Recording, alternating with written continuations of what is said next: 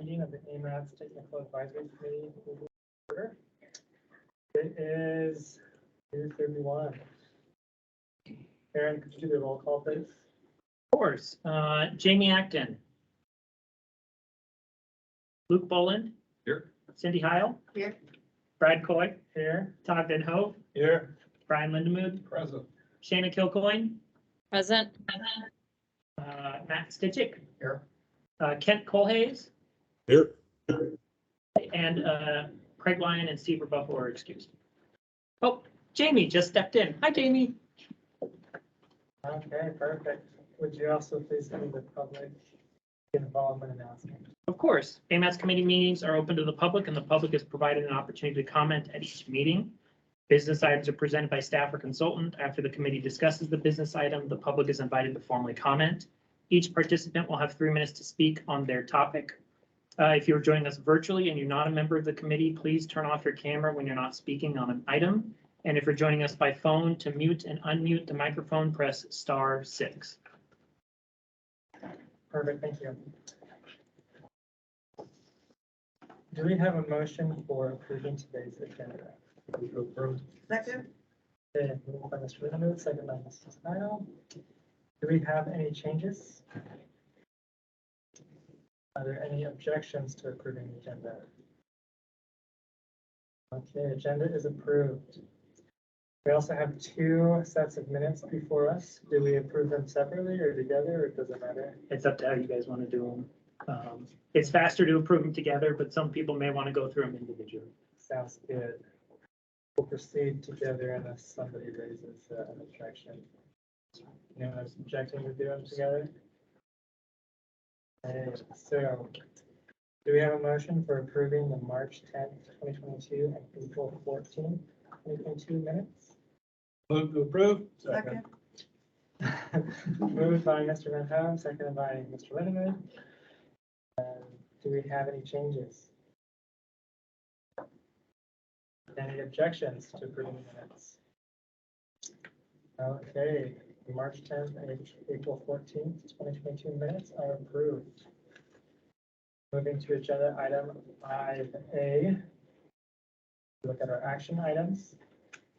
First one is the 2023 through 2026 TIP comment response summary. I'm assuming Aaron will take that one on or direct us to someone else. I will be taking this one on. Yes, thank you, sir. Okay, everyone. So before you today is the comment response summary from our public comment period we just had on the 23 through 26 TIP. So just, you know, we did our criteria development, analysis, and release for the public. We did the call for nominations. We used that criteria to select projects through an internal scoring team and develop a draft 23 through 26 TIP that was released for public comment period, for a 30-day public comment period, as well as put through the assembly process, and the assembly hearing was on May 10th. I will note that Meg Zolotel was absent from the May 10th assembly meeting. I was not alerted to that fact until the night I got to the assembly meeting itself. Just wanted to point that out. And so the assembly members were concerned, and Chris Constant, the assembly member, and Forrest Dunbar, the only 2 who spoke on this item, wanted to delay this until later after Meg Zolotel returned. She is out until May 31st, so it'd be at their June 7th meeting. As most of you know, we are on a very tight schedule to get this document approved before the end of the fiscal year, September 30th of 2022. So delaying the public or the assembly's public hearing until June was not within our schedule to get this approved on time, so we were unable to push back. I did alert the policy committee members that if they wanted, or the assembly members, that if they wanted their comments to be seen before the policy committee meeting, we needed to have all their comments by today. And they did not submit any comments. They just approved unanimously with no comments submitted to us. So give you a background on that. What's brought before you today is the comment response summary itself. So we got 182 comments from the public as well as staff or other agencies. Staff responded to all the comments and provided the recommended changes on the far right column. So today, what we need you to do is look over the comment response summary, make recommendation on the comment response summary as a whole or on individual comments itself on how you guys want to go, if you want to approve them or if you want to disapprove them, or if you have other changes you'd like to see made. Whatever you guys approve today, we're going to take and develop the interagency draft that needs to go to the policy committee for draft approval next week. What happens after that is we take that interagency draft, we run it through the interagency consultation in June for air quality conformity determination development. We'll release that in July for a 30-day public comment period. Then we'll bring everything back in August for final approval, and then send it to DOT, FHWA, FTA for all the final approvals that they need to do, and hope we get everything approved before the end of the fiscal year, and work very hard for that. I do want to note, because there's been some comments about let's make a whole bunch of changes, in August. The problem with that is how process works. And Cindy, please correct me if I'm wrong, but I'm going to try to do my best to explain this. When you go to the interagency consultation group to have them review it to see what kind of impacts it could have on air quality or the SIP measures, the TCMs, they have to be able to see what projects are in the document to make that determination. If you give them one list, they make their determination, and then you come back a month later and you've changed that list completely or even significantly, you have to go back through the interagency consultation process as well as releasing the air quality document for the public to be able to see. So that's why there's kind of step-by-step approach that we have to this process, where we do the public comments first and get any of the changes made that the policy committee wants to see. Then we take all of that and go to the interagency group. If there are small changes like programmatic changes, like shifting funding from one year to the next, those tend to be okay. But wholesale project deletion or additions need to be done now at this meeting and at the policies committee meeting next month. Just want to kind of make sure we're all on the same page there with that regard. Next month or Next week, sorry. Thank you. Oh, I'm thinking already of the interagency consultation group next month. So next week. So as soon as we're done here today at the TAC meeting, whatever you guys approve, we have to post for the policy committee meeting next week. That's good. What's your recommendation for how to go through this? I will explain how it's been done in the past, and it's up to you guys. In the past, they've done two variations. One, they've selected comments that they want to respond to individually. Members will go through and just say, I want to talk about this, I want to talk about that. Or they've gone through each comment individually, page by page. So it's kind of up to you guys as the committee members on how you would like to do that. Suggestions? Question first. Okay. The question I have for you, Aaron, is you said that understanding the process once it gets through and then it comes back and changes are made to it. So I just want to clarify, any changes made to it has to go back again for interagency consultation and air quality determination. No, if they're programmatic changes, like you're saying, okay, this project was funded in 2023, we want to fund it in 24 now and then move another project up instead, but they're still the same projects that were originally in there. Those are okay because it's still showing the same projects. What would have to go back through is if you're like, we don't like this particular project, let's take it out, and then to bring this brand new project that wasn't part of the original draft into the plan and replace it. So anything that would trigger our air quality at that level would trigger a redo. Put it simply. And so your comment, right? In the past, what we've done, we just kind of at the first page, any questions. Yeah, that's what we did last time. The other question I have is, I think some of us got an email about an hour ago. And I'm curious, how does that play into the process? So I did not receive the email an hour ago. I received the email maybe about 10 minutes ago from one of the committee members who alerted me to the fact that Nancy Pease had submitted some comments to the TAC members about some concerns. And then I also got an email about, sorry, just a second, let me look. A little less than an hour ago from Cheryl Richardson, so 2:08 p.m. To forward comments to you TAC members. So it's up to you guys how you would like to handle those comments. My concern is, have the TAC members had a chance to review those comments?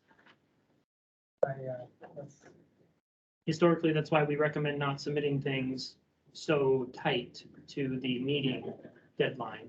So it gives the committee members a chance to review them. yeah, I didn't have a chance to look over it, so So it's up to you how you would like to handle it.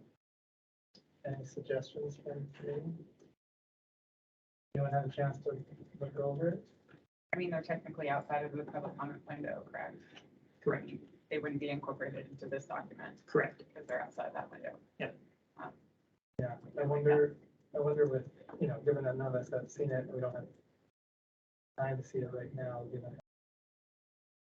it is in time that it could go before the policy committee. I have to look at it, right, because things get submitted. I mean, we could send them to the policy committee. The thing is they weren't submitted through a public process. They were just sent to us at the last minute. So would it technically be considered just public comment on the item? Yeah, we could incorporate it as public comment that we heard at this meeting here on the item, and we could include that with whatever we send forward to the policy committee members for them to consider. Appropriate. Yeah, because then it's entered into the public record at that point, and not discounted. We're not trying to discount their comments. It's just how do we integrate it in so other members of the public can see it as well. Shana has her hand up. Okay, go ahead, Shannon. I did glance at, this is Shana Kilpine for the record, I did glance at this, email quickly, and it's, not something I just want to say, well, it's not, it wasn't submitted in time, like, it is concerning, and I think should be addressed, and part of it is this issue of our timeline, and I'm wondering if there is anything that can be done in the future to offer more time, because this has happened before where, we just are on this timeline, and therefore, even if there is interest in other changes or comments, we struggle to incorporate them in a timely manner. And I think that's a shame. But at the same time, like, this is the process. So I'm struggling with this a little bit, and just attaching it doesn't feel great to me. But I'm not sure what to suggest otherwise. So in regards to the timeline, yes, that is something I'm struggling to work on as quickly as I can, but I've only been at the job for a month, so I need more than a month to be able to make some adjustments to things. But for future document updates, we are very aware of the timeline concerns. And we want to try and adjust that as we can. I just want to stress, we still have our deadlines we have to meet. Those don't change. And we're going to do what we can to help with future plans to allow more time where possible. But I will explain, there are a number of things that are out of our control for some things. The MTP, for example, we have to go through the municipal purchasing process to get an RFP out on the street. And the last time we did that, it took us over a year to get it done, which eats into our approval time. This go around, we updated the criteria. That took us over a year, and it ate up into our starting the development of this. So it's not just these documents that we have to worry about. It's anything before them that we need to make sure are done in a timely manner as well. And I'm working with Christine to try and develop timelines for all of our documents so we can see when do we need to start, when do we need to have it done, and what can we do to adjust our comment periods and provide more or additional. For example, the assembly meeting, I heard concerns from these two assembly members that they didn't have enough time to review this. Okay, next go around, we're going to try and see if we can add some kind of work session with the assembly in before their public hearing. So we can sit down and walk through the document, kind of what we're doing today, and talk with them. That's something I want to build into the schedule because I think it's important to do. But we'll have to wait. That is something to work on.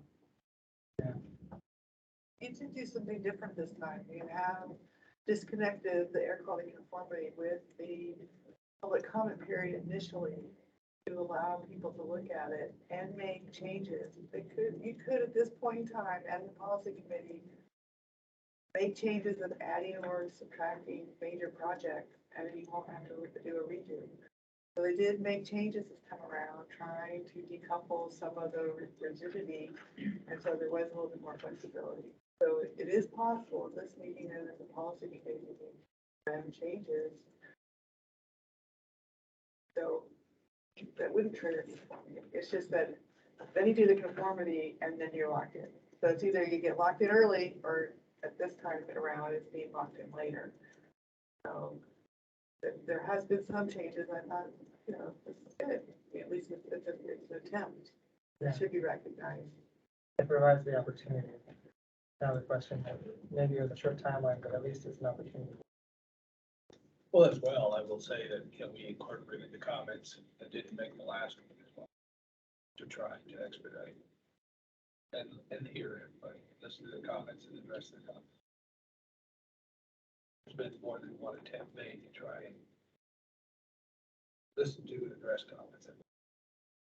Okay, well, let's dive in and see what we can do then. I'm thinking if we go Sorry, I'm sure. page by page and that anyone can bring up a comment on first page that stood out in questions.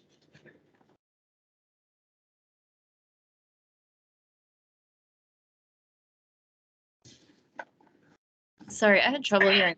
This is Shana Kilburn. I had trouble hearing a little bit of that.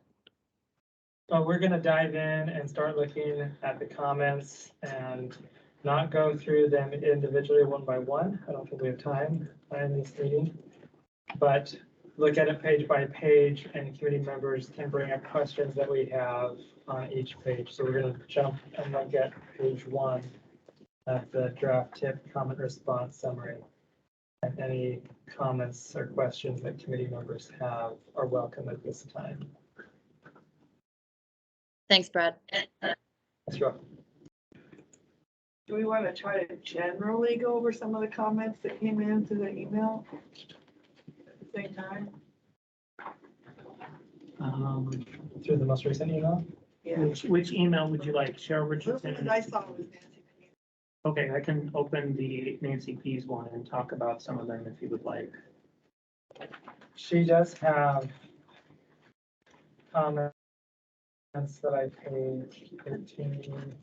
Should we just, are they similar to what her email was? Those that had a chance to look at it? No, they get into things like deterrence of public comment, deflection of public comments, dismissal of public comments. I'm not worried, I'm not talking, those are the opinions. I'm talking about the ones, the revisions to the draft tip 2023 and 2026 will last 3 Okay. pages of the attachment, 2 pages of the attachment.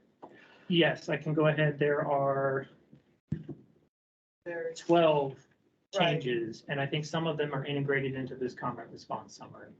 And some of them are general comments where, funding the greenhouse gas emission reduction plan, that would be something that, you could add a project potentially to do that, but it can't be done in time for this, of course. Or, there's general items that could be incorporated in the next round of planning, but could be incorporated in this round because of the breadth and the depth. Yeah, I mean, for the greenhouse gas emission, we are already recommending a greenhouse gas emission target for the 2050 MTP, and that's part of our comment response summary that you'll see next month.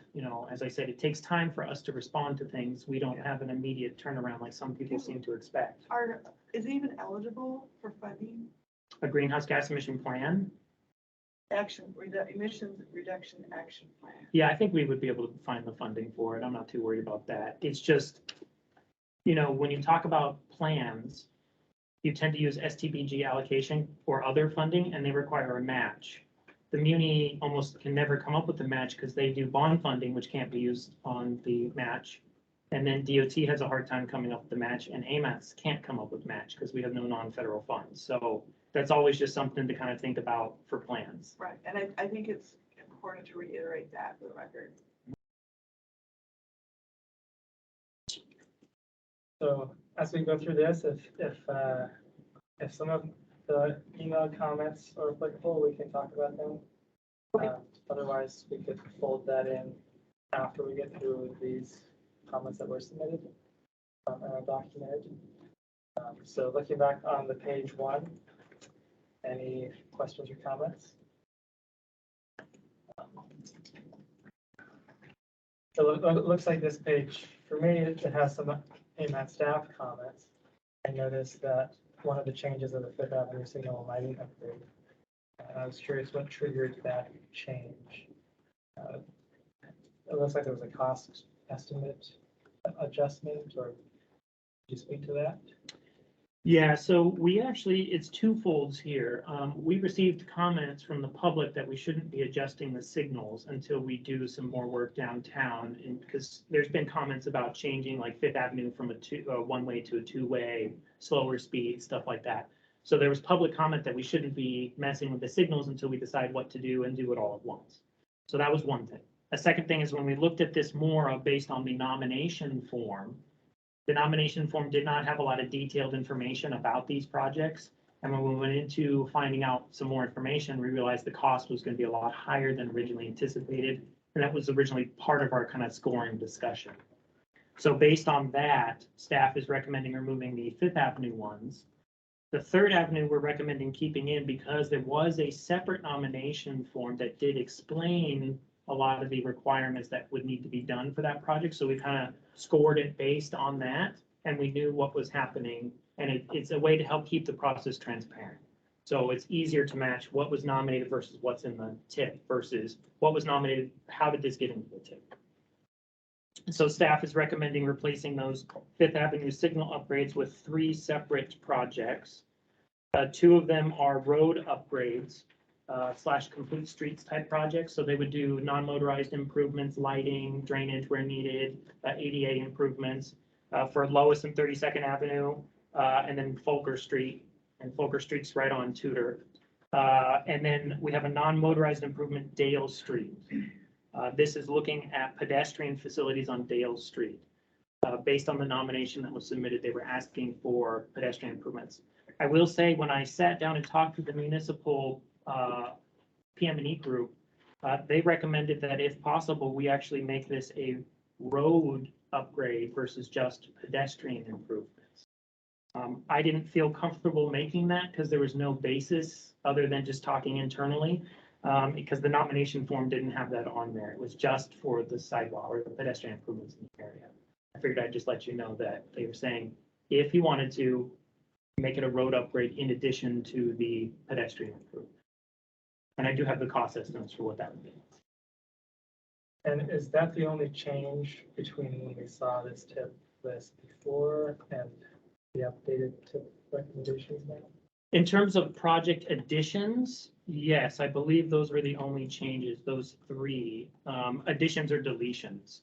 All the other changes were fixing any of the errors we had for road numbers or tip need ID numbers, because some of them were in error. We added a new column to the tip at the request of FHWA to show the responsible agency for the project.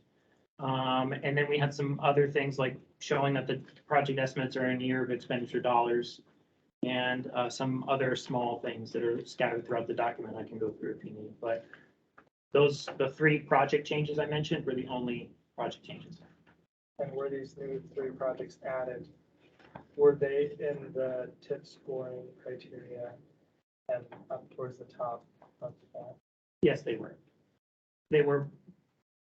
Folker's the only one that was a little lower than the other 2, but Lois and Dale were up in the higher end of the score. So basically what we did is when we said, okay, if we're going to move these Fifth Avenue signals, we need to go back through the scores again that we had posted for everyone to see and look for some of the projects that we had originally wanted to put in, but didn't have enough funding for. And now that we had a little more funding available, was there a way for us to add in some of these projects that the members of the public have been asking for, complete streets and non-motorized focused projects?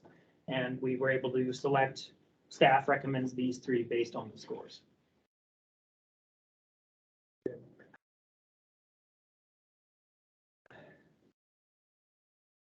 Any other questions or comments on that?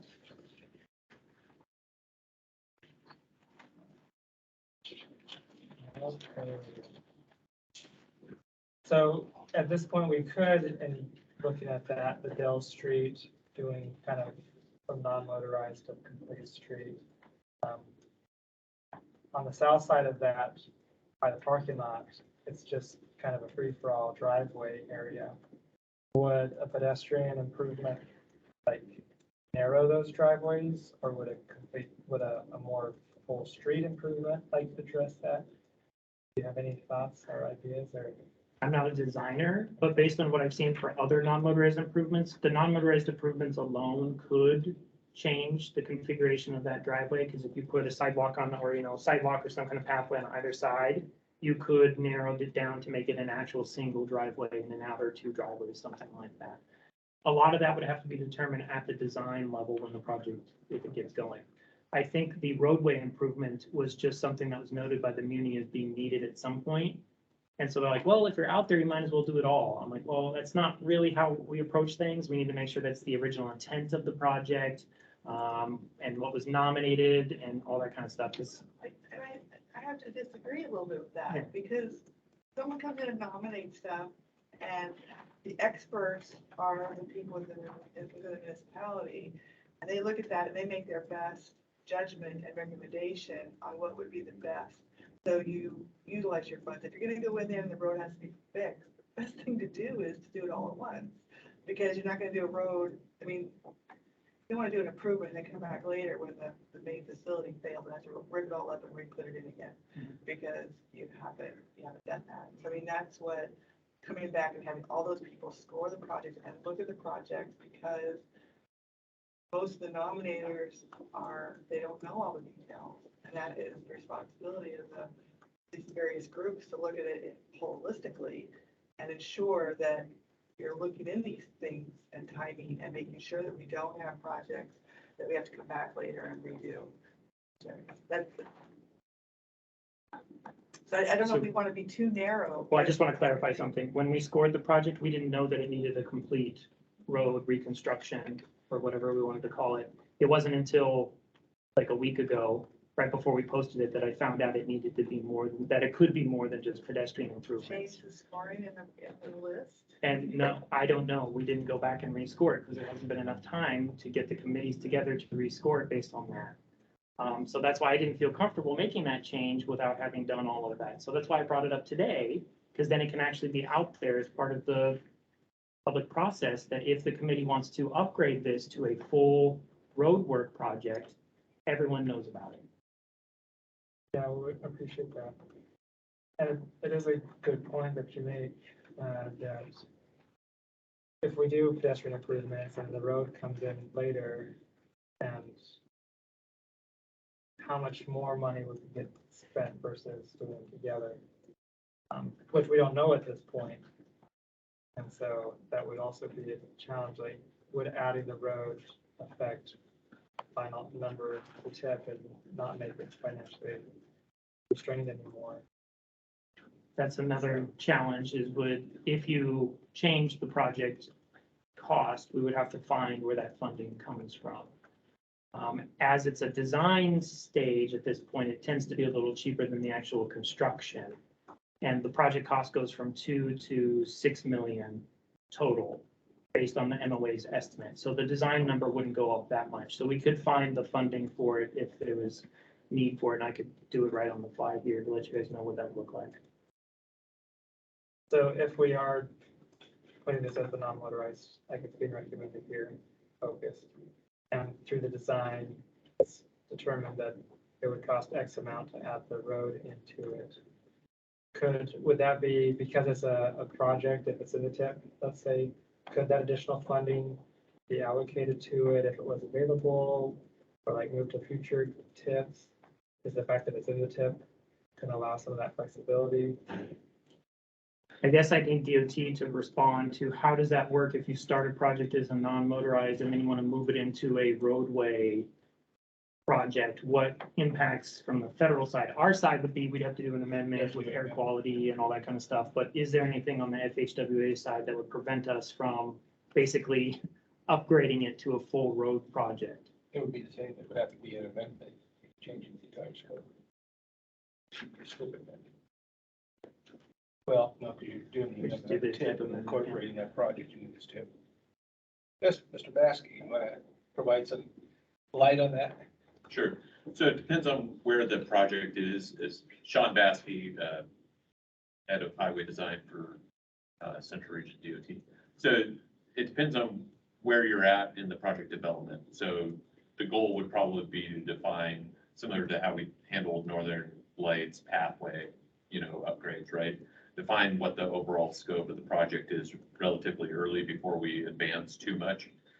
If you got through the environmental document, you'd have to, and, then decided that you needed to go back and redo the roadway work, then you'd have to redo the entire environmental document, start over, and, scrap a lot of the efforts that you've done already. And so the goal would be to define scope really early on. We'd have to put in an amendment or a new project development agreement with FHWA if we changed the scope after we had it approved with them. It seems like it'd be better to put in maybe a little bit bigger scope, and then it's easier to go down than it is to go up. It certainly is. The one thing to caution is that if you put in too much scope, then you're expending efforts and energy and, dollars in a direction that you may not actually construct.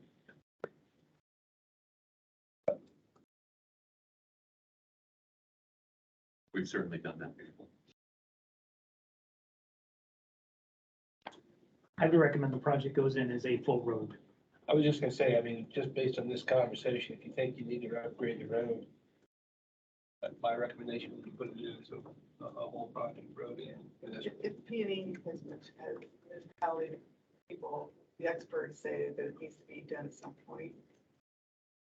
Can I throw in a potentially related issue? Comment number 26 regards Martin Luther King Drive extension. And I see in the staff response, there is possibility of DOT and PF recommending closing out of that project. Would that not pair well with shifting those dollars and efforts to the Dale design? So the Martin Luther King Jr. Extension is already zeroed out in the tip, so there's no funding already programmed, so we would have to find it. But, I'm sitting here looking at it, the Dale Street design work, we could easily add in some more to get started and then bring in some more later as needed. It's starting initial design is anticipated starting in 2025. So there's more than enough time, then the second hit will happen sometime in 27 or later, so we can have more funding there. So I don't see any reason why we couldn't upgrade this to a full road project and add a few $100,000 more into the design efforts, and we could grab that from pavement replacement and add it in here. I think it would do a lot of good for the community to have this a full road project. So do you want to do an amendment for this page? Are we going to be that formal? Or are we gonna? It'd probably be good if we did it formally, just so everyone listening knew kind of what was being said here, and make sure that staff is not misinterpreting the direction of the technical advisory committee. And so before we make that change, I am curious, in your mind, as you looked at projects to include, would there have been a different project other than Dale that you might have included with what we've now discussed and talking about Dale being a full road project? What do you mean? So Bump it on the list. I see two options, right? I see, well, three options. We leave it how it is, and I think that we don't like that as much as making it a full road project. Mhm. And then the other option would be, is there something different that we replace? I can't, I don't have anything in my mind because of how high it ranked. And I think turning it into a road project, a full, narrow down the lanes, whatever we end up doing, would only make it score higher on the list because you're accounting for more of those different options that we look at as part of our criteria. I mean, when you go out and you look at Dale Street, the connections for the non-motorized are already waiting on either end. So that would be good. It's just that little extra for the road would bump it up that much more. But we can look at the score sheet if you guys want to see if there's something else. It's up to you guys.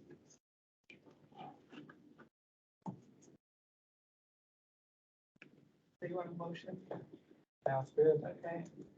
Move that, Dale Street non-motorized improvements go from a non-motorized improvement to a Dale Street road improvement that would incorporate the whole look of all non-motorized and motorized improvements.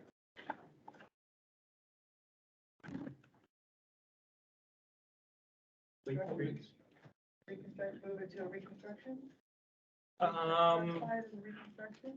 Oh, I am not sure if it's a rehabilitation and reconstruction. I may have to. I'll look and see. We just call it an upgrade. And that tends to get us where we need to be, but, I'll have to, Dale Street road upgrade. okay, I think that'll get And us. but we need to make sure that it's carotid up to incorporate the non-motorized, improvements that have been nominated. Yeah, on other upgrade projects, we talk specifically about, rehabilitate or adding in non-motorized facilities and stuff, so we'll do something similar here. There's my convoluted motion. Okay, it's been moved. Do we have a second? I second it. And moved and seconded.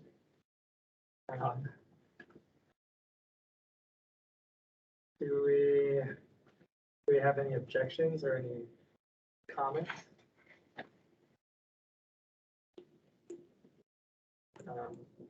Let's see, so if we don't have those, we could just consider it approved, correct? This sub thing is not major thing. This is Yeah. just page one. Yeah, and then we'll do maybe like an overall approval with all the changes we talked about, because I have one more I need to bring up at one point, so I'll have to do that. Okay, any objections then to the motion? Okay, hearing none, that motion is approved. So, thank you, this was all very helpful.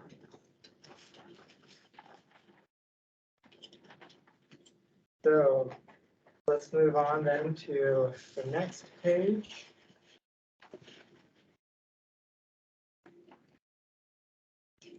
It looks like these are mostly comments of appreciation for the Parks Foundation. Anyone want to discuss page 2? Okay, page 3.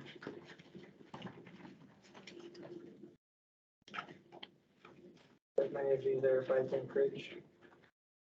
And many of the comments are ones that would get incorporated into the projects at that level. Any questions or comments on page 3? Okay, page 4.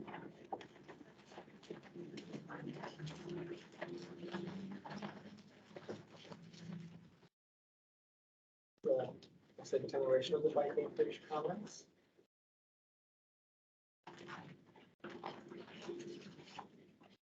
Okay, hearing none, page 5. Before we move on real quick, there is a comment from Nancy Pease kind of regarding this. I'll just read through the comment so everyone can hear it. The request is fund a land use and transportation study and create a standing committee. Is her ask, I believe. Comments 58, 172, 173, 178, sorry, it goes on and to why it relates to this. The TIP needs a third-party effort, such as a consultant and special committee, to evaluate where transportation investments will truly catalyze and subsidize infill redevelopment and mode shift, and where they'll increase VMT and sprawl. Response to comment 34 shows how dismissive AMATS is of the priority for infill and redevelopment, where we say infill is correlated with land use changes, which is outside AMATS process. A majority of the projects in tables 2 and 3 help to do this. AMATS sites mount AMATS, sorry, it's confusing, I don't know what it's saying. AMATS did no analysis to show that projects within land use focus areas will actually support infill or redevelopment, nor does the TIP show induced traffic and induced sprawl, which work against infill and redevelopment. Doesn't the land use plan have to do that? I believe if you go to comment 34, you can see that I talk about special land use features that specifically focus on how AMATS can help with infill and redevelopment.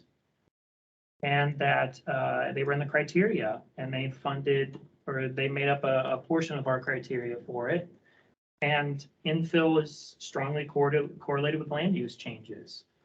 And AMATS can help support with the transportation system, but cannot actually do the land use, the infill changes themselves.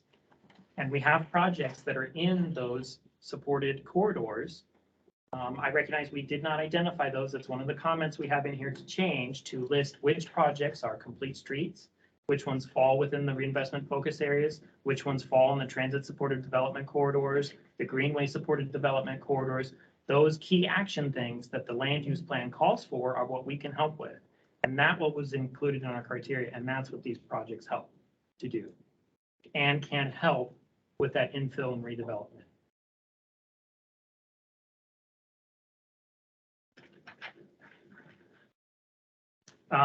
In regards to creating a standing committee for land use and transportation,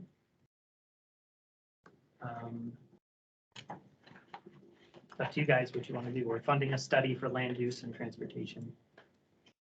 One question that I have on that regard is the MTP process.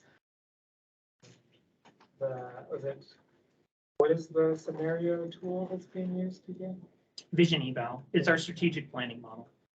And is my understanding correct that land use will play into that in some degree? Yes, land, it's like a regular model. It's a little more nimble, so it's more focused on things like greenhouse gas emission reductions, which is why I've mentioned we need to wait till we get that done, and then we can figure out what our target is. But it can look at things like land use changes, other stuff like that. But recognize land use itself and land use designations is up to the municipality of Anchorage. So AMATS can look at it and make recommendations, but it's ultimately their decision if they want to deviate from their 2040 land use plan or make changes to the land use plan. So are you making a list of recommendations for the next update?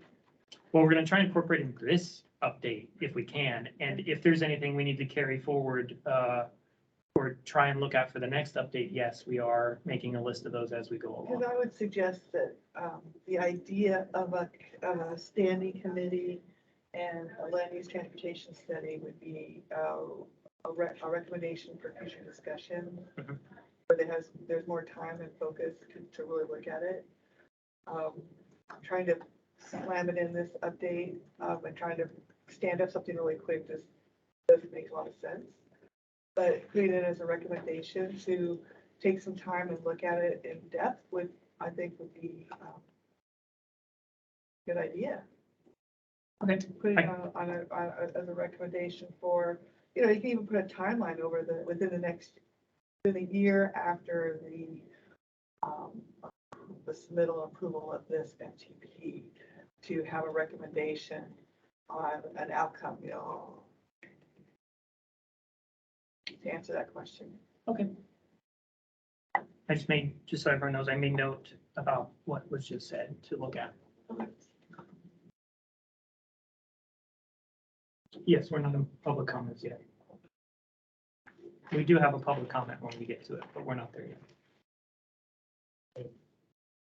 The MTP can have a policy in it though, right, to do more with land use and transportation, maybe, or other things. Yeah, we can put in an action item that says to look at, what do we want to do for this? Or we can add in a study into one of the recommended projects to do a land use transportation type of integration study and maybe see if we can get some recommendations on how we can move forward. Because it's always hard. Remember that we are AMATS, so we're kind of our own group.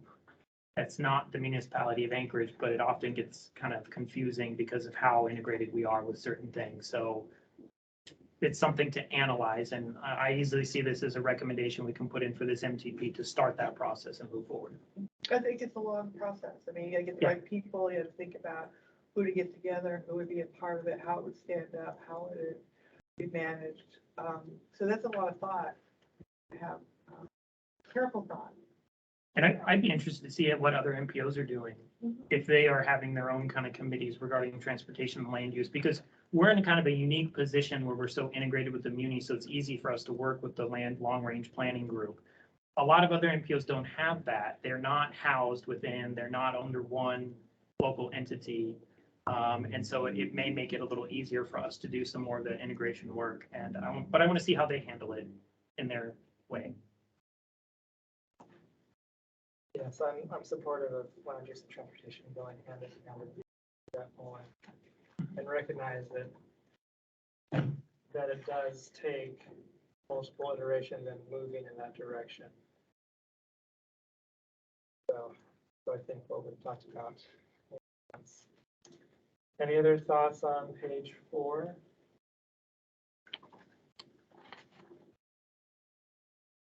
Moving on to page 5, then, it looks like some feedback that was provided by a citizen was broken off into multiple comments.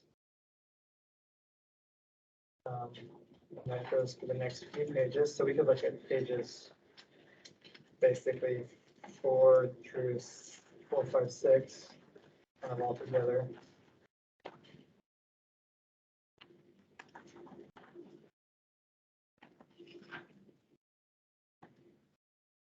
Questions from the committee? So I do want to point out that you may see in here a number of comments about forwarding it to the 2050 MTP for consideration. The nomination process is happening right now for the 2050 MTP, so this is perfect timing. And we will note which, if this is the final version that's approved by the policy committee to forward these comments on, we will go ahead and move these into the nomination pool for the 2050 MTP.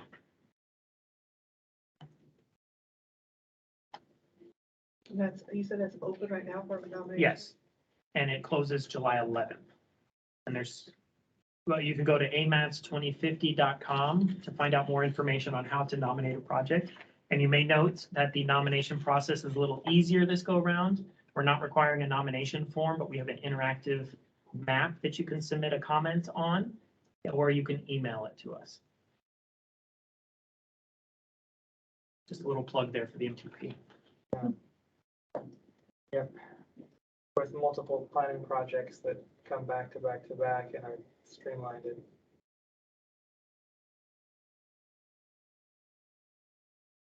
Considered in that larger process. Right, then I'll have a better chance of looking at it and how they interconnect it and affect each other better if they went to that too. We did get a comment from the public. Sorry, I know we have a lot to do, but I just want to mention this because it's exciting about how are we taking comments we hear from various other studies and integrating them into our process. And so that's one of the things we want to look at moving forward is there a system we can get for all of our public comments that house it in one thing? So then it's easier for us to just kind of, oh, we got it here on the non-motorized plan, we got it on this plan, and bring it all into the 2050.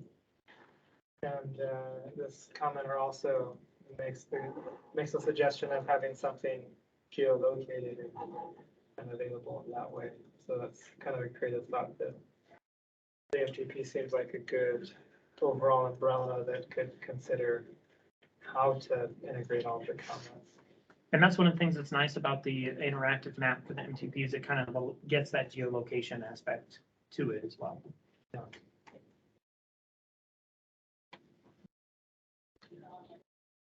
Okay. Any thoughts? So moving on, we have the next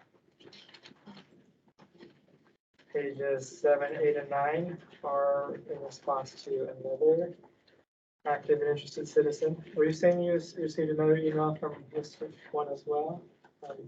Yes, Ms. Richardson did send an email at 2:08 today to be forwarded to you all for review and consideration during this meeting. There's a lot of comments in here. There's one ask. There's a lot of opinions in here about things.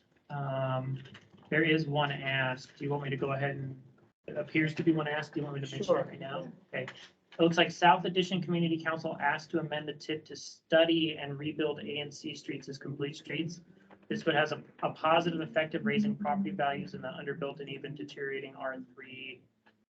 But that amendment was dismissed in a number of ways as inappropriate. So it's, I guess, not really an ask, it's just an opinion on there. But I do want to point out that no, a nomination was not submitted to study A and C as complete streets. Both nominations that were submitted were reconstructing A and C And our response was that hasn't been evaluated as part of the MTP model to see what impacts, both positive and negative, it has on the transportation system. Other projects that are similar have already been reviewed, such as Fireweed Lane Rehabilitation, both versions of Spinard Road Rehabilitation, because they're looking at doing lane reductions. Northern Lights Benson Lane Reduction, which we were recommending a study for because we need more information on it. So it's pretty common for us to look at these projects in the model as a transportation system as a whole before we actually move forward on it. If you guys want to recommend a study, not out of line, it's just, that was not what was nominated. And the MPP will also give us more details and assist with, I mean, that's something that can be looked at in MPP. We're already recommending forwarding that comment for review during the MTP process, where we can take a look at what it would take to reconstruct or what impacts it would have on the network as a whole if that portion of A and C were reconstructed. And I believe it's lane reduction, sidewalking width increases, and some other stuff that we can look at. That'd be more cost effective to do it during the MTP, do those model runs, trying to guesstimate what in a TIF. I agree, yes. As we're looking at the whole system. So other questions, other thoughts about the comments from Ms. Richardson?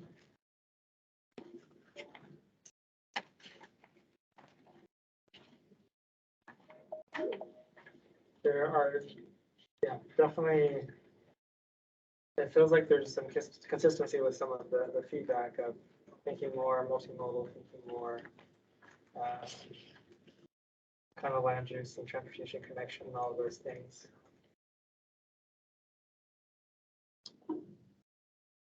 Which I know that when we went to the MTP open house, those were very key pieces of information that were also heard. Yes, thank you. Let's see, so moving then on to page 10. We have some additional GDR to the river, early comments of DOT. So really quickly before we move on beyond this page, I did want to mention to you all, it was sent to the policy committee because that was the ask, but there was a resolution from Birchwood Community Council that was submitted to us after the close of the public comment period. Yeah, sorry, I'm just finding it. Birchwood Community Council, that is the same resolution that was passed by the Subursa, so comment number 96. So it had the same intent to it. I did look at it and it looks like the language is the exact same, except for maybe the therefore be it resolved was Birchwood instead of Subursa. But it was submitted after the close of the public comment period.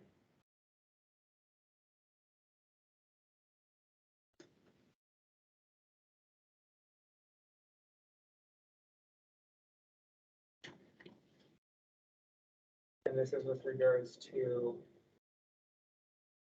the proportionate percentage of projects being in the river area.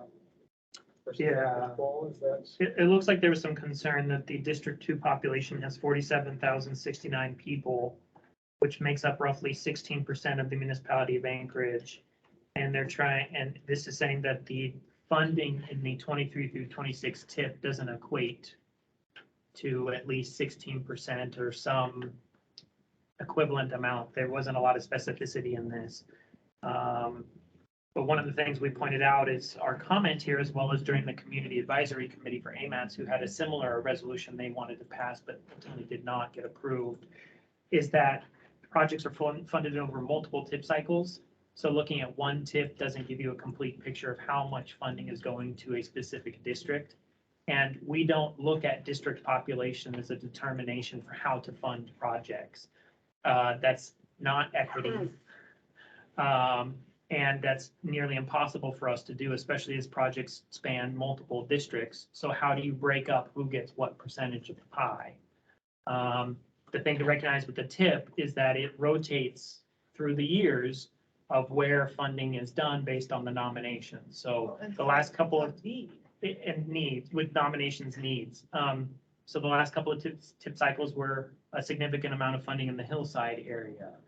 This looks like it's more in kind of the midtown, downtown, a few other spots area. I do want to let you know, we do actually have projects in Tugak, Eagle River, some pretty, two substantial projects. One is a $60 million road rehabilitation for Eagle River Road, including a pathway extension. And then there's the the pathway extension of the Glen Highway pathway, continuing it further north, which has been supported. So those are in the tip. And I remember I actually listened into the Citizen Advisory Committee. If I understood correctly, some of those projects that are identified in this tip, their full funding is not in this tip because they're started in this tip and then additional funding in the next tip will kick in.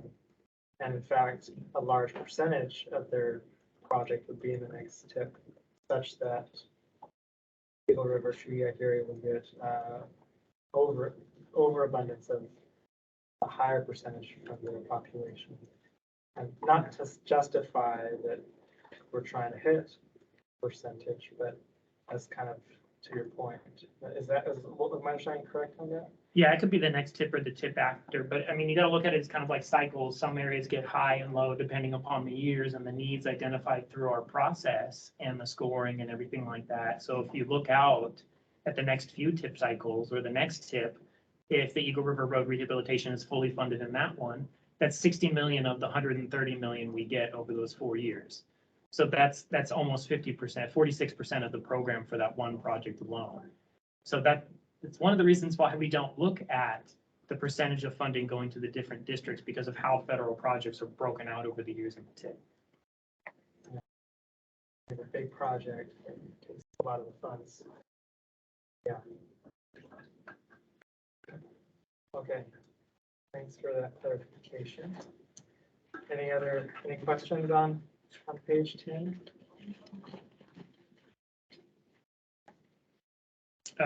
Really quickly, as we're going to 10 to 11, you'll notice that there are some comments in here from FHWA. I received an email from our FHWA contact person who looked over the draft version of the tip, and she had some questions about some things that we need to show in the tip. And so you can see the responses in there, like year of expenditure dollars, trying to clean up the front page to be a little easier for people to see costs and revenue, to add in the agency responsibility into the tip. So you'll see a lot of those comments on there is why we're making these changes.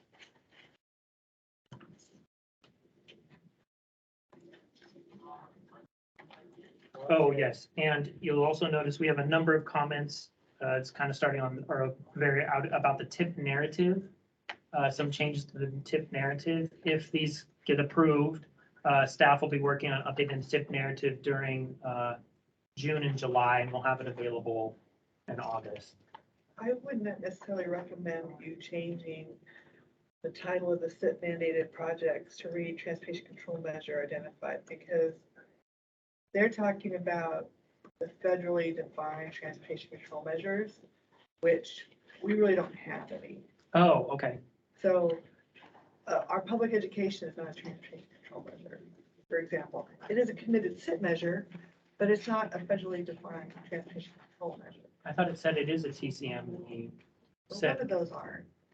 They're SIP measures, they're control measures that help maintain our carbon monoxide reductions in our maintenance plan. But you have to go look at what the federally defined transportation control measures are. Okay, I'll have to look into this. We do recommend that change, so I'll have to look into the SIP more, what we say, and maybe we'll just say SIP measures, SIP mandated measures instead of TCMs and that. Yeah, yeah. Okay. I mean, what they want to do is TCMs are really important because in the conforming language, you have to show that the TIPs and the MTPs, the federal funding being spent in the area do not delay any implementation of transportation control measure. Mhm. It's really easy for us because we really don't have any formal federal transportation control measures. Okay. We have mandated SIP measures, which FHWA doesn't really think about, because that's an air quality issue. They're more worried about their federally defined transportation control measures. And we don't have them. Totally different, Okay, two different things. We can have those in our SIPs, but we typically really don't have them in our SIPs because our air quality problems that were caused by traffic are really caused by traffic anymore. We've addressed them. okay, Do you want to make a motion of how to adjust this comment? yeah, I have it in Without here. the as- Do actual definition right in front of me, because I don't want to mess up, you want to just say SIP mandated? I think just Projects. leave it as is what I mean, I think that's what we have in our TIF is SIP mandated control measures, don't we? I just take out the word transportation, it's, use a different term. Is that, yeah, it's the control measures identified in the SIP. Strike the word transportation out. Okay, And we can help you look up and how to answer, you know, this. They just want a better one-to-one relationship because but the FHWA person's looking at this, didn't really understand. That's their generic, how they handle everybody else in the country. But we're a little different here. so the current tip says SIP mandated projects and programs. Correct. Do we want to spell out SIP? Or just leave it as SIP? Well, it's always good not to have an acronym. If you guys could make a, we can change it to just say, to spell out SIP, if you want to make a motion to change this Motion comment. to change the title to a state implementation plan control measures or control measures identified in the state implementation plan. Okay, that'll probably be easier. Control. Measures identified in the state implementation plan. And then on the response document, we just have to come up with a better response for them. So these two tables, or these two cells here, Yeah, staff response and that staff recommendation for Yeah. comment 105. yes. That is consistent with Well, so the they're title change you asking, just mentioned. they want to know which projects will be our TCMs. What you could say is that we'll identify which projects in table, what's the table now, 5, that are transportation control measures will be identified with an asterisk. And then you can put a little asterisk on table 5, those projects above with an asterisk are federally defined as a transportation control measure, and there's won't be in there, or there'll be one. That way, you're meeting what her question is, which is they would like to have the TCMs identified. So you fix in a way to identify which ones are actual defined TCMs. And then the other ones just say control measures within the SIP, which are different than TCMs. Okay. Some are the same, some are not. So is your motion to make all those changes? Yes, please. I have to sit down with you after just to make sure I got it all, but I Yeah, think we'll do it tomorrow. well, we have to post it today, so we'll, Okay, Okay. we'll get it. we'll figure it out. Okay, anyone want to second the motion? Okay. Motion to move and seconded. Any objections to approving the motion? Who's second? No. Mr. Bowman. So moved by Ms. Miles, second by Mr. Bowen, and it is approved. No objections. Make those changes to comment 1. And table 5. Table 5. Okay. Page 11.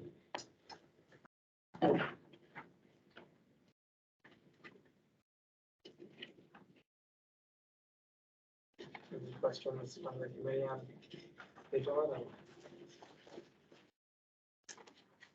How about page 12?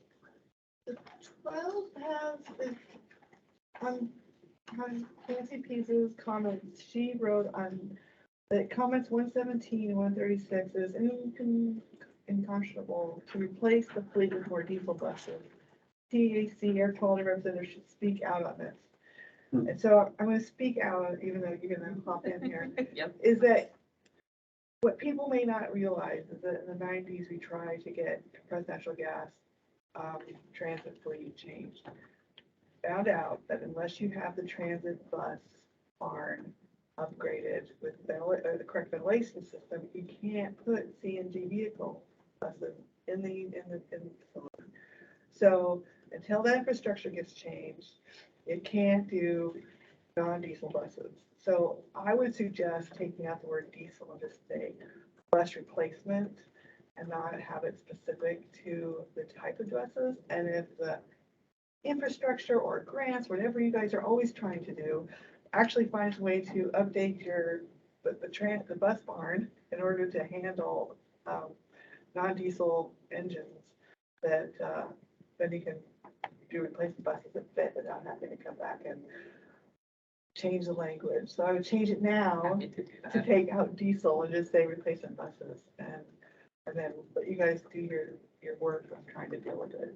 Yeah, there's also a significant amount of study that needs to go in to be able to access any of the new federal funds to be able to do alternative fuels and things like that. So we need to prepare for that as well. Yeah, but we Lots of we prep. tried in late nineties to have, we had, DOT had compressed natural gas cars, TEC had compressed natural gas cars, they tried to do a bus, and that's when they found out that they didn't have the ventilation, and they couldn't put them in the barn, and that was a problem.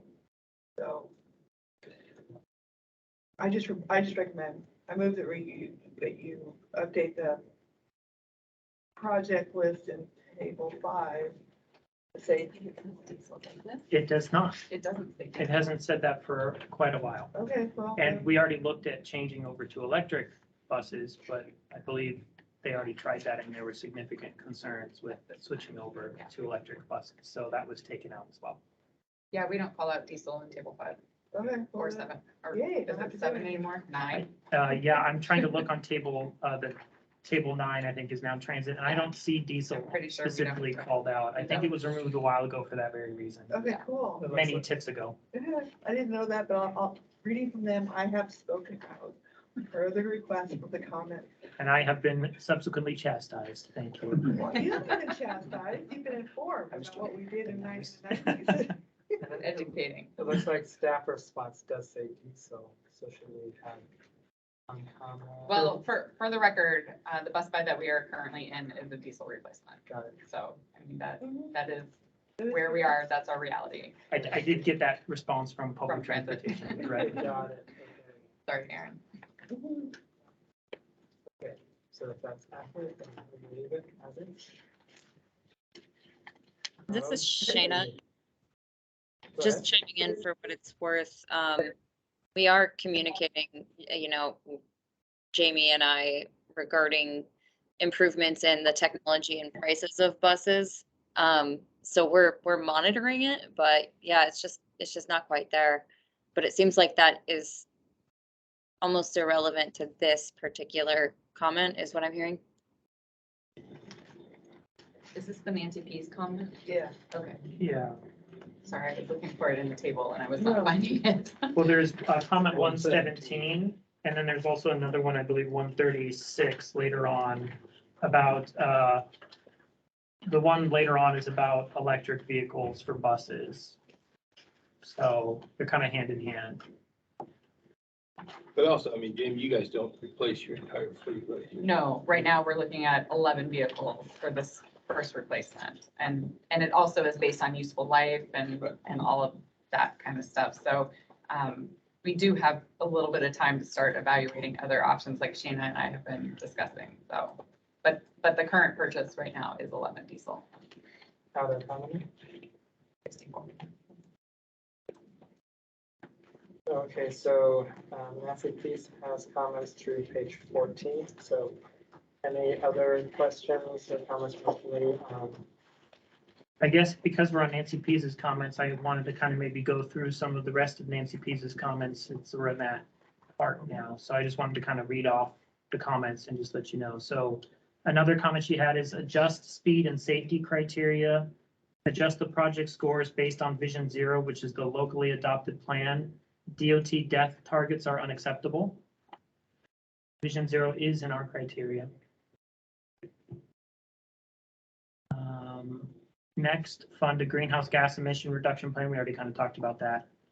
Next is delete 92nd Avenue scooter underpass. It's still timely to revise this $200 million mile project on the Seward Highway. Delete the unneeded underpass, which will only induce more driving trips and degrade a low-income residential area. Next, delete Academy Vanguard collector roads. It is still timely to delete this unneeded shortcut to Walmart, saving $5 million in this tip and $18 million total in the later years. And just, you know, these are all in here and responded to. I'm just rereading what she submitted after. Next, delete MLK Junior Avenue extension. The staff, it's comment 131. The staff response is dismissive. The project will induce vehicle traffic and reduce safety and impact wetlands. If you go to comment 131, I'll read the response I got directly from the Department of Transportation project managers.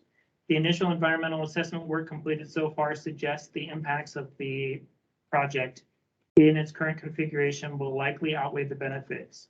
The MOA and DOT are exploring the possibility of closing out the project. If anyone has recommendations on how to be less dismissive, please let me know. Next one is a fund AC streets as complete streets. There is no federal mandate to model complete streets before putting them into the TIP. The study pedestrian safety for AC is already in the TIP. So just expand the project and start a complete street design for 500,000. I'm not sure what study they're talking about the pedestrian safety for AC already being in the TIP. There is no, there is an AMATS safety plan, but that is not specific to A and C. And I believe this commenter is correct. There's no federal mandate to model other than as part of the MTP process. It's just what AMATS does as part of its process to model these large roadway changes to see what impacts they have on the network. Next is revised spending for 3rd, 4th, and 5th Avenues. The public wants resignalization to be part of a comprehensive downtown traffic approach. Don't fund signal replacements until there's a traffic pattern that promotes infill, economic revitalization, and active transportation. We talked about that. We recommended removing the 5th Avenue ones, but the 3rd and 4th are still in here. 4th Avenue is already underway, and 3rd Avenue is a new one that we're recommending. And I will just point out, the reason these signal projects are in here is because the signals are very old and they need to be replaced ASAP. We can do both kind of as we go along. There is a study in here for downtown streets studies to look at what to do with downtown in terms of changing things from one-way to two-way or road ownership and stuff. So they're happening at the same time. Next one is edit for biased language. This is transformational thinking. The term improvements sugarcoats any project. Descriptions for roads and all projects should be succinctly worded to describe the outcome. Lane capacity, speed, traffic volume, separation of modes. Use an outside editor to advise AMATS on this. Okay, we can look at future descriptions to help with that. Transparency, release the score sheets. Release the transcripts of project scoring. The public has not been shown any test project scores. The public deserves evidence that the scoring is natural and free from outside influences, as the staff claims in response to comment 171. I will talk about this. I've gotten a number of comments from Cheryl and Nancy to release the individual score sheets from the scoring committee members. That is not what we do at AMATS, and I do not recommend we do that. Part of what we need to do in our process and approach is give staff an ability to score without fear of outside influence and having to worry about what somebody from the public or a policy committee member thinks of their scores. We did release the total overall scores for each project and by each category so people could see how we got to that total to the public. Those scores are what we used during the scoring committee. We did not look at the individual score sheets because that was then, they did their thing. We moved into the next phase, which was looking at the total scores. And that's what we made our decisions on. And that's what was released to the public. Next is fund GPS-based data, citizens data collection. I need more research on this, but I don't think it's a bad idea. I just don't know if I can recommend adding it in right now because I don't know what we can and can't do. I think they're talking about like Strava and other things like that where people are using their own phones to collect the data. I think that's already out there, but I know there's been privacy concerns regarding that. So we can look into it. I was wondering if that was part of the regional household travel survey. We would look at that as part of the regional household travel survey too, but there might be more we can do, especially for the non-motorized facilities around town. So this is already something that we're already looking at internally with traffic, MOA traffic and other groups. So I'll make note of this. And then the last one is changing the transit person to more, or transit to no more diesel buses, which we've talked about. So those are the 12 comments asking for specific changes from NCPs.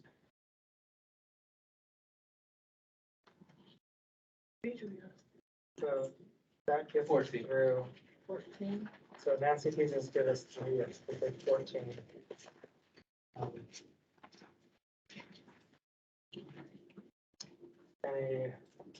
Any questions through page 14? And I agree that those are a lot of, those are really great ideas. I don't know how we integrate them into the tip right now.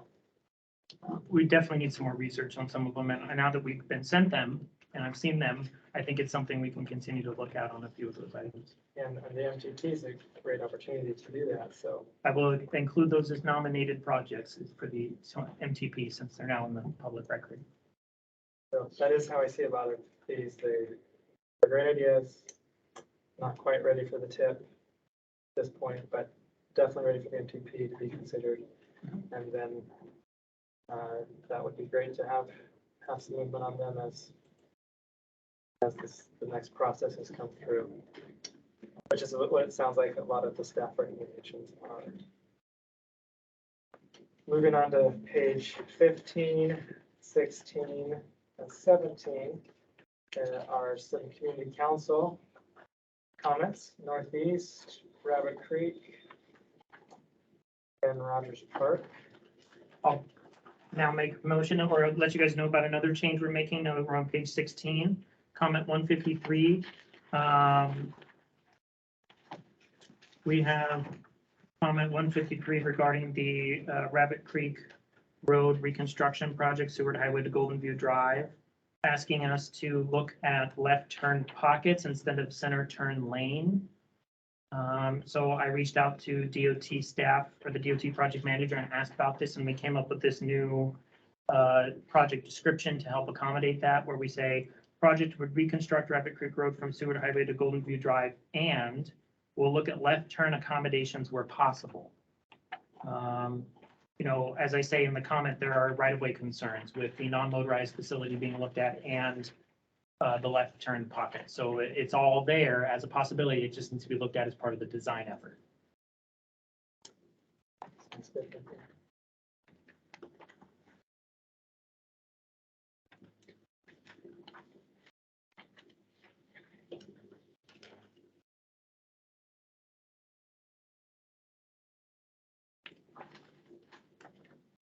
Any questions? On the community council comments?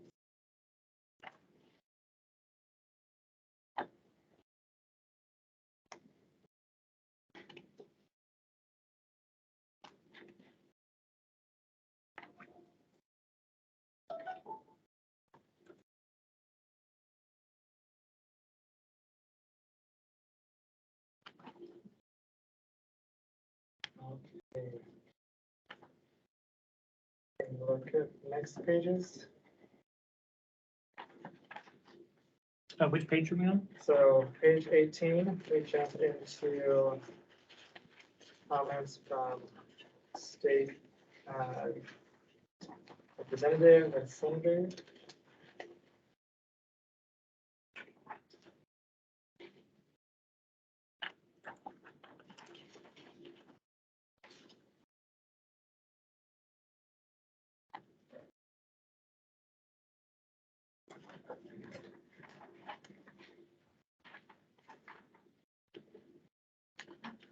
think many of these same topics we've already been discussing.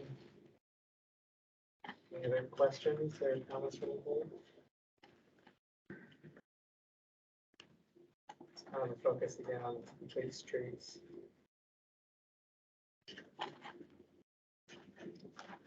Okay, and then our last page, 19.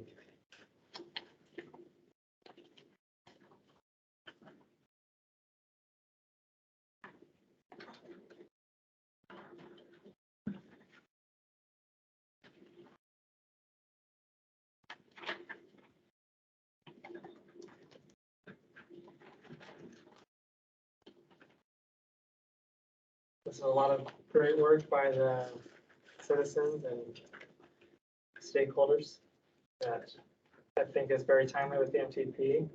I appreciate staff and the effort that you put into doing your reviews. You know, that some of the commenters would really like for them to be included in the tip. But I feel like what we've talked about, you know, there's the other planning processes going on that would be a great location for many of these. I do have one other change really quickly. It is for project RDY 00018, Third Avenue Signals and Lighting Upgrade. It seems there was an error in the termini when I put this project into the draft tip that I did not catch until after we had already posted the comment response summary. But it was pointed out to me that the current termini is Cordova to Ingra Street. And what was nominated and what we need to have in here is E Street to Cordova Street. So it moves it further west. Kind of starts on that end and then would work its way over. If you guys agree with that change, I would like action from you. If not, then we'll have to see if that's still okay with the old term. Someone like to make a motion? You've been not playing the motion, so maybe we'll. I'm gonna keep my mouth shut on that one. What comment was that? It's not a comment in here. It's one that I have to bring on the Just the floor. project, we gotta change the training. On which project? Is the project? Third Street, Third Avenue Signals and Lighting Upgrade. so the term needs to change to, E Street to Cordova Street. Aaron Kent Colhays. Yes. Aaron, I believe you're asking for motion. I move to change the termini of the Third Avenue Lighting Project to read A Street to Cordova, E Street to Cordova, E Street to Cordova. A Street to Cordova, E Street. E Echo. Street, Cordova. Thank you. okay, motion moved. We have a second. That's it, I'll second. Okay, seconded. Do we have anyone opposed? Okay, motion passes.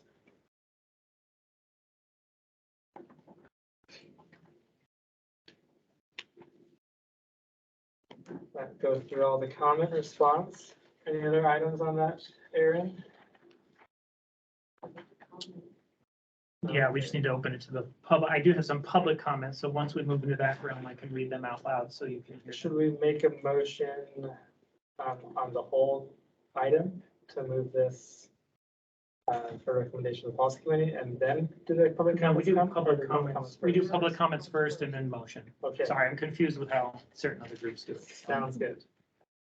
Okay, so I think we're ready then for public comments. Okay, I'll read off the public comments and then we can move into if anyone wants to give testimony. I just want to make sure these are heard. Okay, the first one from Nancy Pease. A list of projects that lie within the land use focus zones do not analyze whether there is a true catalytic effect. This is an iterative analytic process that AMATS is not doing and MOA is not doing. And that's a chat comment on. And yeah, that's why I'm reading out loud because it's in the Teams. I just want to make sure everyone here sees it. Next comment from Nancy Pease. I believe it was when we were talking about some of these ideas from her about new that we want to look at. She says, these are not new ideas. Some of these were submitted over a month ago. Comments 22, 45, 52, 64, and 74, the comments she's referring to. I've looked at those comments and all but comment 22, we've responded to that we will somehow move forward, either sending it to a project team for consideration. Staff will look at it for future tip criteria updates. Comment 22 is the only one where it talks about remove value judgment language from the tip. And this is from Bike Anchorage where it says improve or improvements. And we just said, thank you for your comment, but we can go ahead and do some additional analysis on that and look and see what other areas do to see if we can make some changes to the descriptions to help with that value judgment remove from there.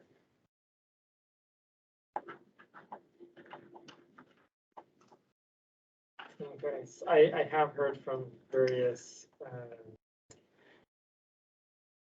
kind of bloggers and others that do comment about improvements. Some things are projects, you could debate whether it's an improvement or not. So I have heard that before. I guess, is this the time to make that change and kind of do a whole scale, instead of calling projects improvements, call them projects? It sounds like that's what they're asking for. Okay. So what is, any thoughts from the committee on that comment?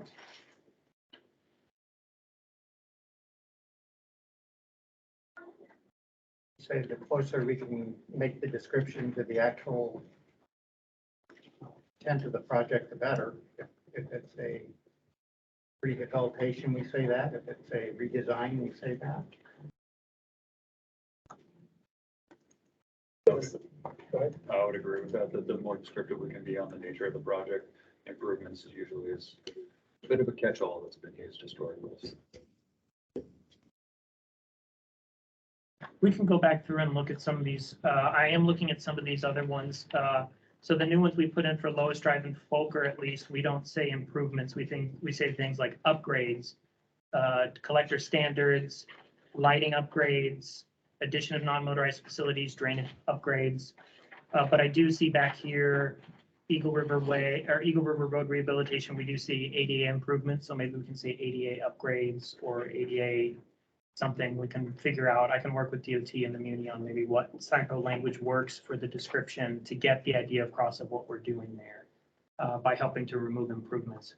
We can look at some of the other project descriptions as well. I'm not going to have enough time to do this before we have to post this for the policy committee, but we can easily try and do, we'll have to look into this more, but I don't know if we can make the change right now or if we need to come back later with an amendment and update all of the descriptions after it's been approved. Because I guess, Matt, I'm looking at you. If we go through here and during the interagency consultation, we update the Changing the name is not a, Right. but changing the description is saying, instead of saying improvement, say something else. It's just I a don't see word that as- change. That won't be, okay, good. Then maybe what we can do, and I see Nancy has another comment that upgrade is synonym for improvements. She wants us to put everything that's gonna happen on that project, wider lanes, shoulders, crossings. The problem is we don't know that at this point. Right. That has to be looked at when the design happens, so I cannot add those into the description at this point. And as you were saying upgrades, you were saying, what I heard was, this is the standard for the road or the path or whatnot, going from what's there to have it consistent with the standard. Is kind of what I heard from right, which maybe that gets away from using upgrades, but that's kind of how you were using it. So if it's just defined as upgrade, indicates taking from what it is or it doesn't meet standard, but there's some nuance there. I think. And this is where I think maybe right now is not the best time because I need to sit down with DOT and the Muni and talk about this some more because there's a lot going on here about changing this. I think this could equally apply, starting with the M. Yes, I agree. Okay.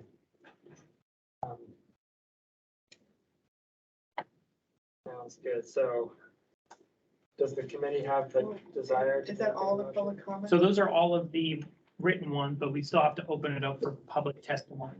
Okay. Sounds good. Maybe we should open that public testimony then.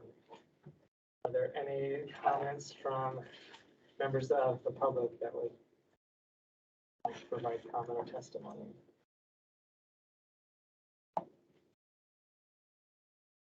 Nancy has her hand raised. Go ahead, Nancy. Yes, thank you for the opportunity to comment. And I wanted to mostly address the projects.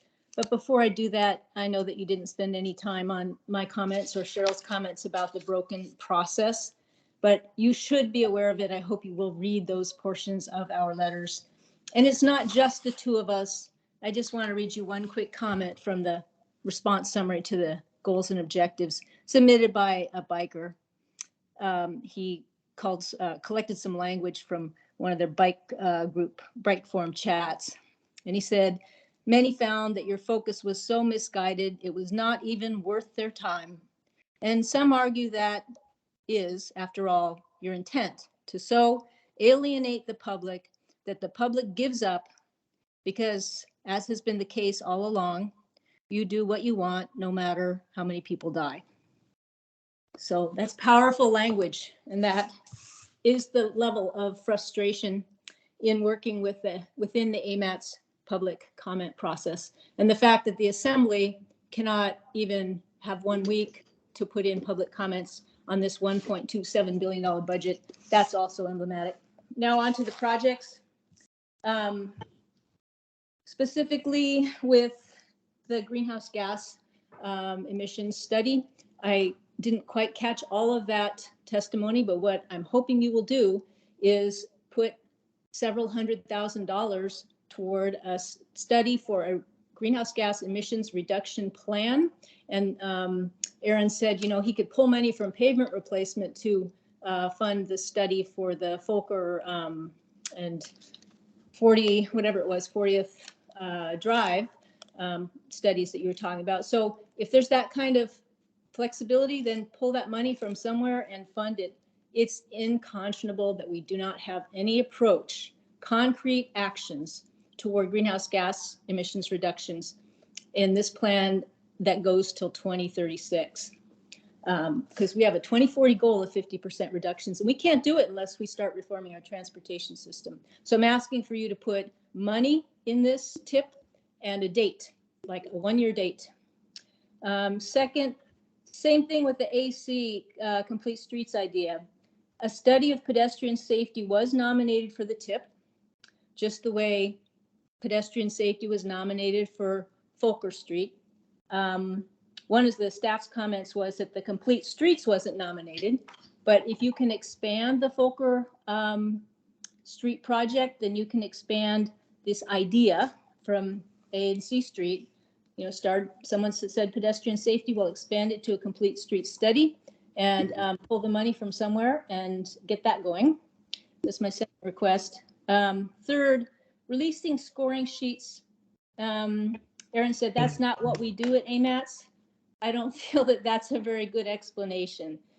There shouldn't be a need to shield the scorers, but if there is, then just release them anonymously. This is a policy recommendation you can make. It doesn't cost any money. Please do that. Glad to hear your. So Nancy, you've had 3 minutes. If you could finish up, that'd be great. Okay. Yeah. So with the citizen real-time data collection again, could you put a timeline and who is responsible for pursuing that so that we get some real action on that? And the same thing with the biased language, the language reform. Can you put a timeline on that? And who's going to report back to you on that? Thank you. Yeah.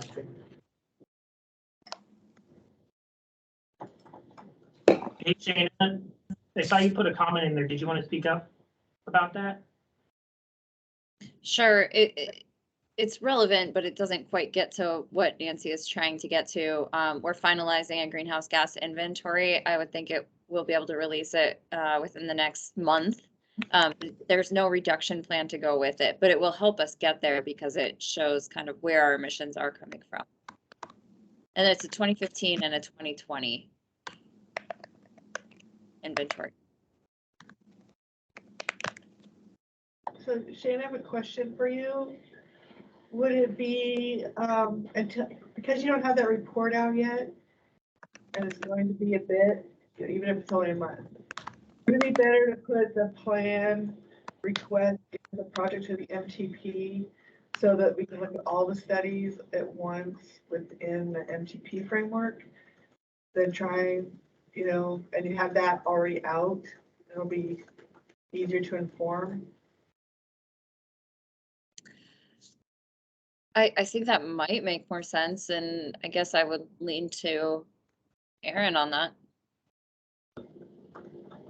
I mean, if whatever you have available, we will take and bring it into the MTP and start looking at it. I mean, as Nancy just mentioned, we need methods and modeling to get this moving forward. That's what we're looking at for the MTP, but we actually need time to do it. I can't just say, yes, it'll be here tomorrow, because I don't know what it looks like without actually looking at it. So we are moving forward with it. It will take time to get there. So whatever Shana can provide us will help.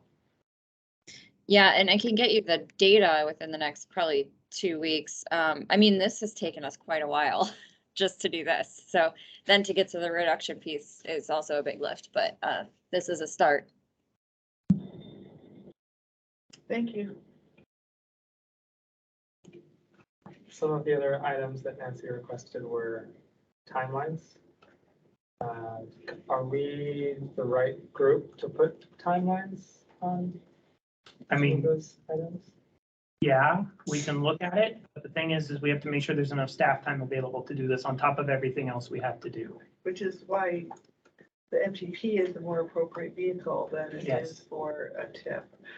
TIP is a short range funding plan where the MTP is the long range full picture, has all the modeling, has all the inputs. It looks at everything holistically, where this is a snapshot in a short period, that our immediate funding needs. So some of these big picture items would fit better and have more, better time to think things through than trying to just put things in now. And yes, and the MTP itself, it has the funding and the consultants already on board to help us, as Nancy is pointing out in her additional comments. I'm not going to keep reading them because we're running out of time. Yeah, that sounds good. I think the MTP, as we put together the projects, I would be interested in the updating the terminology used and have that be the comment that is getting forwarded to them, so. And it's for the 2050 MTP that's updating right now. We're not talking about delaying it to another. It's what we're working on right now. And Yeah. typically, don't we, when we do an MTP in cycle of a TIP, sometimes you do amendments of the TIP to bring to align the TIP in with the new MTP. I mean, we've done amendments like that to move in shorter term projects into a TIP funding cycle. So it's not, it doesn't, just because we're doing the TIP now doesn't mean it won't be amended later once the MTP gets done. Right. As the MTP comes on and gives us a lot of these bigger ideas, more concrete information, at that time, we can have some amendments if that's needed. And just to clarify, for the two projects on table 5 are transportation control measure projects. I looked Okay. them up. Okay, so that's what I thought. So, They are, I have too many steps I have to deal with. so is it okay for us to call them transportation control measures like we have in our contract? Yes. you Okay. can leave it with me. Okay, So I thank you. withdraw my. Okay, so with the motion withdrawn, then is that all that's required is to withdraw? Whoever seconded it for the changes in table 5. Second, the, Sounds good. Yes, So yeah, so we just leave it as staff's already proposed. is that good? Did we? Okay. So that motion then has been withdrawn, and second withdrawn. Okay, any additional public comments? Okay, hearing none, what is the will of the committee?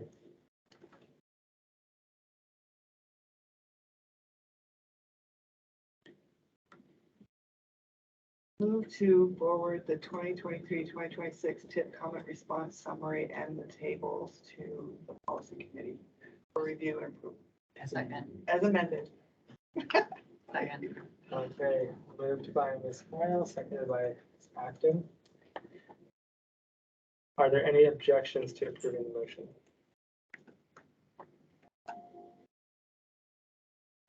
Okay, hearing none, the motion is approved.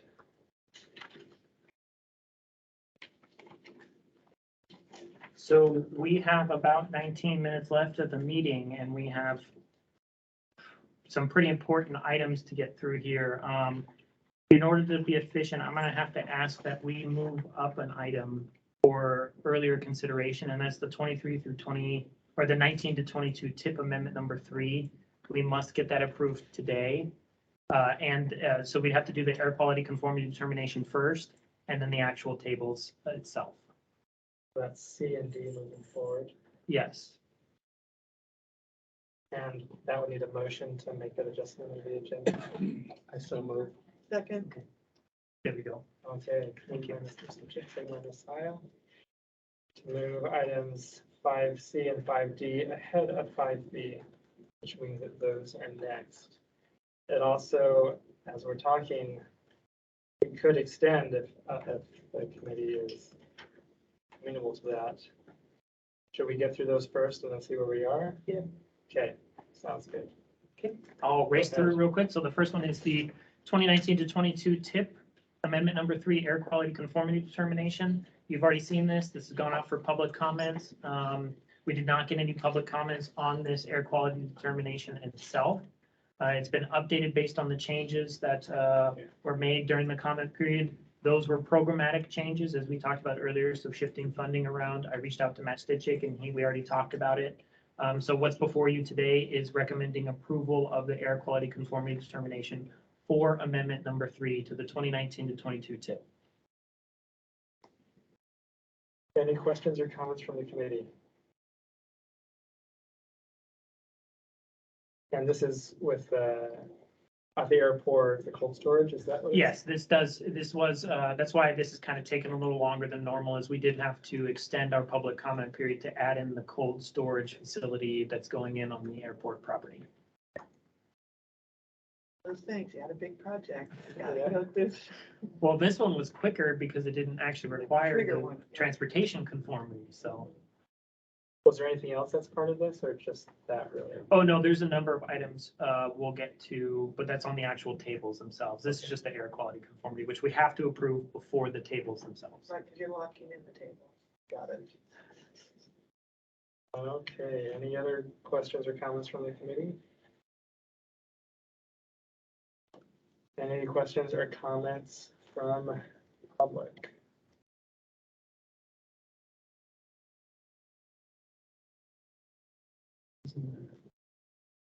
Okay, what is the will of the committee? I move to recommend approval of the air quality conformity determination for tip amendment number 3 to the policy committee for approval. Second, Okay, moved by Mr. Suchek, seconded by Ms. Kyle. Are there any objections? Okay, hearing none, the motion is approved. Now moving on to item 5D. Thank you. So 5D are the actual tip tables themselves. Sorry, there seems to be something wrong with our screen where it's frozen up there. So we have changed it on where the public can see, but we're having a hard time getting you guys to see it. So these are the actual tip tables that go along with the air quality conformity determination you just approved. So you already saw the majority of the changes that are highlighted in red. There are a couple of other changes. Hey, Christine, you're actually pushing buttons and it's showing up on the screen over here. so but it's in the memo, right? So So, it's just. we All can the see- changes are in the memo. Any of the ones, we did get some after or during the comment period that were some agency changes. They're highlighted in yellow. And they have to do with just keeping the projects on schedule, moving funding around programmatic level changes for the projects. So they're all incorporated in there for your review. What's being asked is approval or recommend approval to the policy committee of amendment 3 with all these changes in. And this does have the cold storage facility as well as a number of other changes that we've kind of talked about previously. So the addition of the cold storage and then shifting around programmatic budget. to keep things moving. Yes. Any questions or comments from the committee? All of these changes in red are changes from the last time we seen this? No, they're all of the changes combined. Okay. I was debating on how to show that, but I wanted to make sure that people understood we're talking about all of the changes from the very beginning till now for this comment period. The memo, you can see the cover memo really puts it down with succinctly, that's why. And it's not the paper copy that you're looking at. What about the recommendation to change Dale Street to a? That is the 23 through 26 tip. We're on the 2019 to 22 tip. Thank you. That's okay. I do want to point out there's an error in the memo. I forgot to include the cold storage facility into the memo. But it is in the tip tables and I will update it as soon as we are done here. You can see it on table 11. It's the last project in there in red. On the table. On the electronic version of the 2019 through 2022 on table 11. It's on there, so I will go in as soon as we're done here, if it gets approved, and add it to the memo for the policy committee members to see that it's one of the changes we're recommending.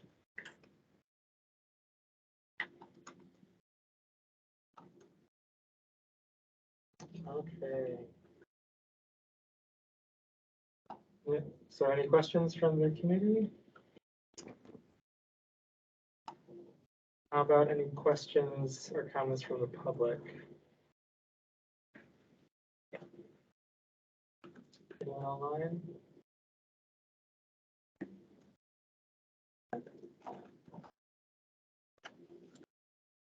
Like some of the comments. Yeah, so we got a comment from Nancy Pease. I'll go ahead and read it out loud. Although the TAC did not commit to any timelines as part of your draft tip approval, I hope you will set some dates for staff to respond to you on the issues of bias language and citizen real-time data collection. And I will hope you direct staff to make the tip scoring sheets public. Even when there was a comment period for the draft tip scoring criteria, AMATS did not share any trial runs to see how the criteria favor or penalize certain types of projects. Thank you for your time. So that was with the prior one, that's not this No, one. it's a comment she just made. Okay. So I'm reading it out loud to make sure we are responding.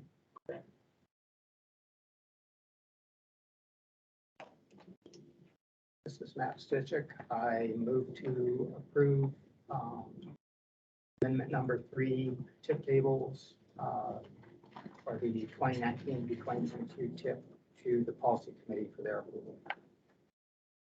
Second. Okay, moved by Mr. Stitchick, second by Ms. Sile. To include the upcoming changes. Well, that's a memo change. Yeah, it's a memo. Are there any objections to the motion? To approving the motion? Okay, hearing none, the motion is approved. Okay, that gets us through those items. So we have 10 minutes on our time frame. And the items on our agenda left are the UMed Public Involvement Plan and the 2023 safety targets. And then we have some project and plan updates. Do you think in 10 minutes we can get through 5B and 5E? Or is that kind of pushing it a little bit too close? You know, we could probably get through the PIP if you guys want to. I guess it depends on what you guys are wanting to do. Are you, the PIP probably may take some time, but we Can they be delayed to the next meeting? Yeah. Is there? yeah, we're gonna have to. I'm looking at them. I just don't think we can do them justice to stick them in real quick. I agree. But if you're willing to wait, we do have an individual here presenting on the downtown trails update. It'd be nice to at least get that update done since we have a consultant here. I apologize, Juan, you're on the phone for the PIP amendment or UMed, but we'll have to delay it to the next meeting. So do we just need a motion to be able to move past those and? If you want to make a motion to delay them until the June agenda, we can do that. I move the item B and item E to the June and slide to the item 6 on the agenda. Second. Okay, moved by Mr. Ruben, second by Mr. Van Hoen. Any objections to the motion to move items 5B and 5E to the June meeting? Okay, hearing none, the motion is approved. We're moving down to 6A, Downtown Trails Connection Project Update. Okay, we have a project manager here. Do you need to share screen or electronic or anything? Juan's online. If she Okay. can share her screen, she can focus the folks online. Is it still? It's 10 minutes at a time, 9 minutes at a time. Okay, I'm gonna get close to the mic so folks can hear me. And I'll just, here's a hard copy of what we're trying to get online. I think the committee's a bit. My name is John Picar. I'm with Kinney Engineering. Here to present the Downtown Trail Connection. This is a plan, this is a project that's been on the books since 97. Essentially, we're proposing to connect the coastal trail to the Ship Creek Trail. So this project starts at the end of 5th Avenue at Elderberry Park. It then proceeds north about 1,200 feet to where it intersects the railroad's property. So that's an important thing with this project. This project needs to be approved by the railroad's board in order to move forward, since it's on their rights of way. As such, we'll be looking to not impact their future rail operations or their existing lease properties. The project from Elderberry Park connects to the small boat launch.